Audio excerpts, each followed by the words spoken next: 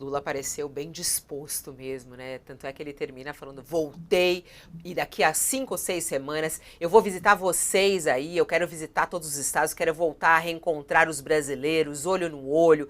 Falou sobre vários assuntos e falou que está de volta. A cirurgia foi um sucesso e ele volta com força total, é o que disse Lula. Importante ele aparecer dessa maneira, né, o Josias, trazendo esse ânimo ao governo. Estava precisando desse ânimo do presidente Lula?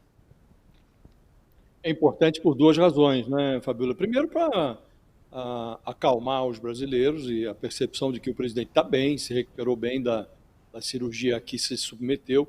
Ele passou 22 dias se recuperando no Alvorada, dedicou uma parte dessa convalescença à guerra entre Israel e Hamas, portanto não estava completamente inativo, ao contrário, coordenou, acompanhou os movimentos do Ministério da Defesa e do Itamaraty em relação ao plano de repatriação dos brasileiros, né, que estavam lá na zona de guerra.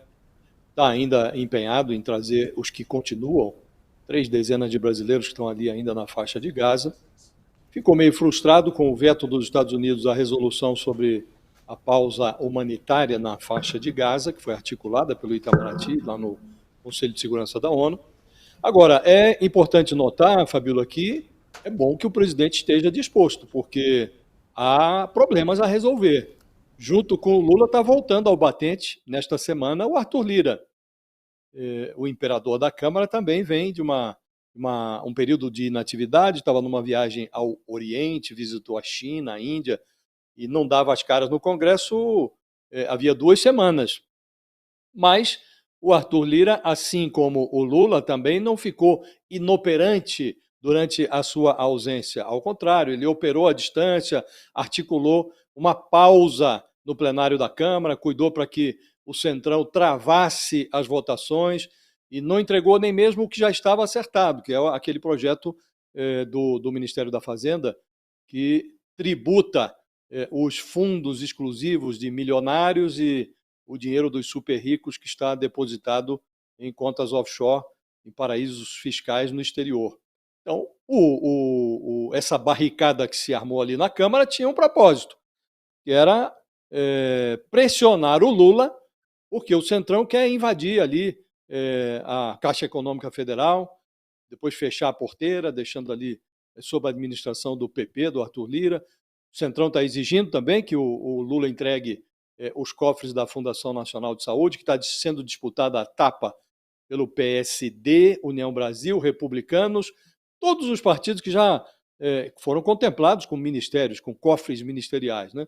Então, o Lula precisa de disposição, Fabíola, porque ele já estava meio frustrado porque não conseguiu mediar os conflitos lá entre o Zelensky e o Putin. Não conseguiu obter lá a resolução humanitária no Conselho de Segurança em relação à faixa de Gaza. Agora ele vai ter uma missão talvez até mais difícil, ele vai ter que pacificar o Arthur Lira.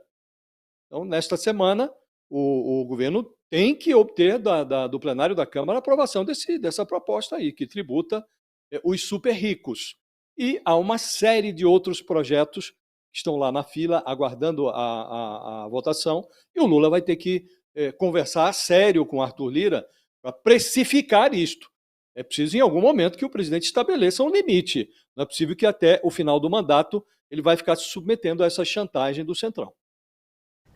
E você, Sakamoto, como é que você viu esse retorno de Lula, o entusiasmo dele, a energia, inclusive, né? Ficou muito claro isso para quem acompanhou o Café com o Presidente, como ele volta mais animado, e ele falando: estou de volta, com, claro, alguma cautela, né, que ele precisa ter, porque é uma cirurgia complexa, né, uma prótese no quadril.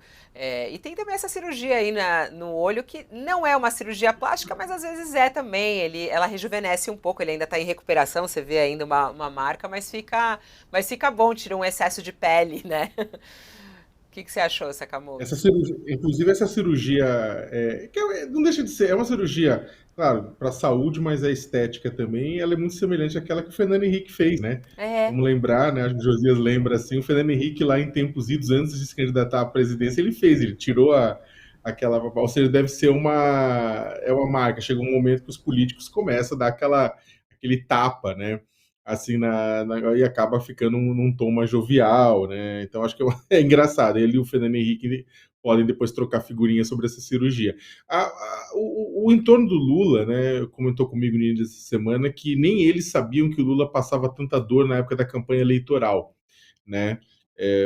O Lula escondia muito a dor, não ficava, reclamava aqui e ali durante a campanha, depois, ao longo desse ano, foi piorando a dor e aí ele foi, na verdade, reclamando mais. Na época da campanha, ele mascarava exatamente porque ele falou, não, vamos lá, mas sem sombra de dúvida nenhuma, e não dá para ficar tomando medicamento, até porque os remédios para essa dor, eles dão uma chapada, né? Então, o que acontece, como você está em campanha eleitoral, você não pode dar aquela chapada, você não pode dormir, você não pode esmorecer, então enfrenta a dor, segue e bora o barco. Então, com um ano de atraso, ele acaba fazendo essa cirurgia, né? A gente espera que ele esteja bem disposto, até porque, acho que o Josias fez bem na contextualização de Brasília, né? Mas ele vai ter uma agenda muito grande fora de Brasília, porque estamos a um ano das eleições municipais. Então, a um ano das eleições municipais, está aberto o calendário eleitoral já. Né, o calendário não vai abrir no ano que vem com a inscrição da chapa, já está aberto o calendário eleitoral. Em São Paulo já está pegando fogo. Né, você tem o candidato do Lula, que é o Guilherme Boulos, né, e o PT mesmo já fez a declaração pública de que vai estar na campanha, vai indicar o vice, na verdade, a vice, né, deve ser uma mulher. E, enquanto isso, do outro lado, Ricardo Nunes, né, que quer o apoio do Bolsonaro, mas não quer o Bolsonaro tão próximo, ou seja, ele quer ele quer o voto do Bolsonaro, mas ele não quer, né, os BOs que acompanham o Bolsonaro, né? Então, o Lula vai ter que... E há uma discussão a respeito da força do Lula em São Paulo, né? Isso fez com que ele e Haddad tivessem a mesma votação e vencessem na capital paulista. Então, o Boulos acredita que exatamente que esse voto, esse a mais do que ele já teve na eleição passada, quando ele foi para o segundo turno com o Bruno Covas, vai vir exatamente desse apoio do Lula. E, é claro, desde que a economia esteja bem, né, desde que o emprego continue sendo gerado, inflação controlada e juros controlados.